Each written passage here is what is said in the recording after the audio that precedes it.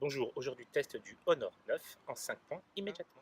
Qu'est-ce que c'est qu'Honor? C'est tout simplement la filiale Millennial, donc destinée vraiment aux jeunes, du numéro 3 mondial de la téléphonie mobile, Huawei. Le design. Comme vous pouvez le voir, nous sommes face à un très bel objet.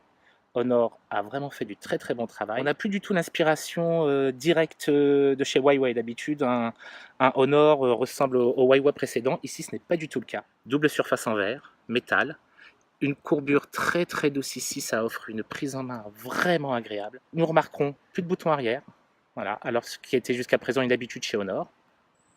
Le bouton ici avec le lecteur d'empreintes digitales. Retour et menu sont très légèrement rétroéclairés. C'est très joli.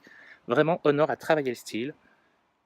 Port USB ici, le port jack, et oui, nous ne sommes pas tous condamnés au Bluetooth. Alors, en termes de performance, nous avons embarqué un Kirin 960 et 6 Go de RAM. Ça donne des performances supérieures à celles du Huawei Mate 9 par exemple, et en dessous du Galaxy S8. Donc ça reste de la très bonne cam. Android est super rapide, très très fluide. Franchement, c'est un petit délice, le multitâche.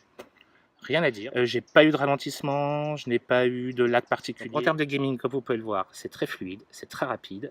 L'animation est top. Et on profite des dernières subtilités graphiques. Donc on se fait plaisir.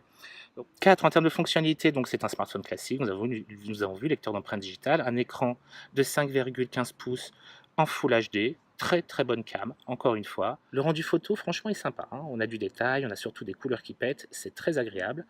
On est en dessous du P10, on est au-dessus de bien des smartphones dans cette catégorie de prix. J'ai noté le mode noir et blanc qui est vraiment exceptionnel. Si vous voulez faire de la photo un petit peu artistique ou même du light painting, eh ben, on peut vraiment s'amuser. Donc au final, pour qui c'est Honor 9? Eh ben, je dirais que si vous n'avez pas peur de la distribution 100% numérique en passant que par Internet, eh ben, tous ceux qui veulent une alternative aux smartphones les plus haut de gamme, c'est-à-dire S8, iPhone, Xperia XZ Premium, sans vouloir pourtant se ruiner parce qu'un prix inférieur à 430 euros, tout simplement pour cet été, la meilleure alternative au grand haut de gamme.